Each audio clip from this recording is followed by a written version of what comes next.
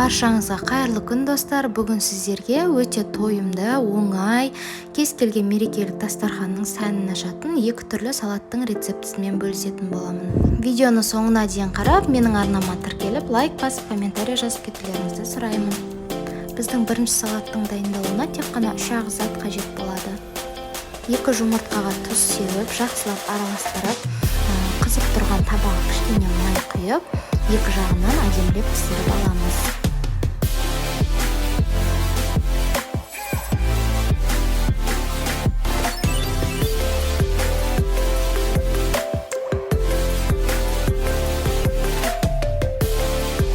Оны осылайша 3 бөлікке бөліп, қатты жіңішке, қатты қалың болып жіберместен, осылайша сопақша етіп турап шығамыз.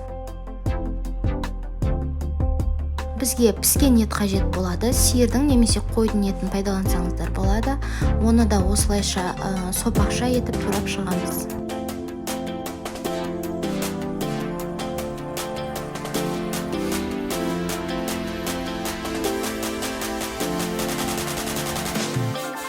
Туралған заттарды ыдысқа салып, үстінен фасоль қосамыз.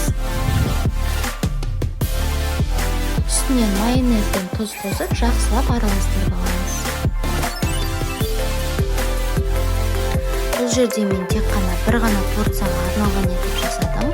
Құрамын көбірек етіп, өздеріңіздің қалауларыңыз бойынша жасай берсеңіздер болады.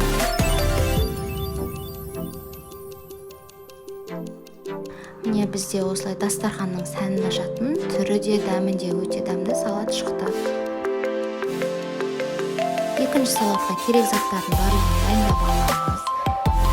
Ең алдымен етімізді жұқа етіп, осылайша 4 піштік көлемде етіп турап шығамыз.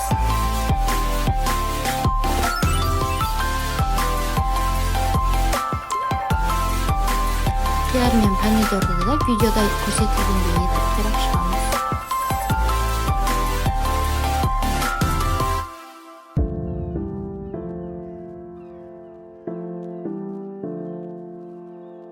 Жартылай қызыл болгар бұрышында осылайша турап шығамыз.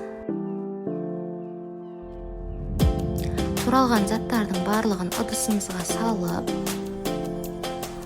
үстінен фасоль қосамыз және де теркадан өткізілген чеснок қосамыз. Үстінен 2 қасық соя тұздығын, тұз, паприка, қызыл бұрыш, қара бұрыш қоссаңыздар да болады. Және де салат жапырақтардың кішкене бөлігін осылайша қолмен турап жіберіп, жақсылап барлығын араластырып шығамыз. Міне біздің екінші салатымыз да дайын болды. Өте дәмді, кішкене ащылау салат болып шығады. Етін осылай күнжутпен сәндеп жіберсеңіздер, өте әдемі болып шығады. Сіздердің мерекелік дастархандарыңыздың сәнін ашады. Салатты міндетті түрде жасап көріңіздер. Сіздермен болған арайлым.